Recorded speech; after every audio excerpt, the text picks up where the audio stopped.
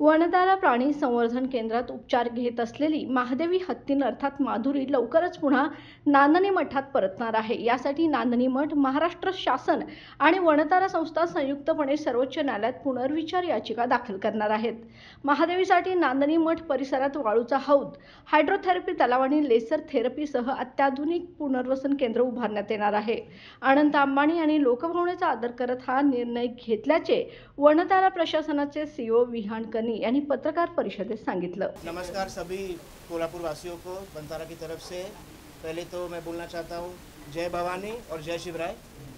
हम यहाँ हम स्वामी जी के पास आए जब ये अर्जी लेके, ये लेटर लेके कि वनतारा स्वामी जी के साथ मठ के मिल के साथ हम यहाँ एक घर माधुरी के लिए बना सकते हैं, जहाँ माधुरी वापस अपने कोल्हापुर वासी अपने फैमिली के पास वापस आ सकते हैं।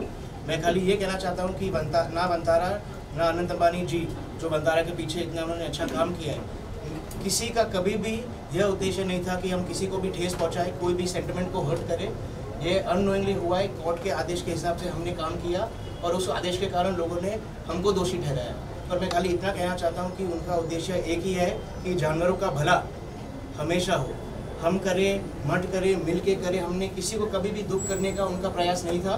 तो हम यहाँ आए हैं, हमने महाराज स्वामी से मिला, हमने उनको समझाया कि ये हम चाहते हैं कि हम मिल के माधुरी के लिए यहाँ एक घर बना सकते हैं जहाँ माधुरी खुश, उसमें हम हाइड्रोथेरेपी, पॉन्ड, हम laser therapy, covered night shelter, जो कुछ माधुरी को चाहिए, रिकवरी, रेस्ट और अपने कोल्हापुर वासियों के साथ रहने के लिए, वो वनतारा और स्वामी जी और गवर्नमेंट ऑफ महाराष्ट्र मिलके ये हम सुविधा प्रदान करेंगे। और हम हाई कोर्ट और कोर्ट में अर्जी भी देंगे साथ में मिलके कि ये माधुरी वापस आ सके, नांदनी आ सके।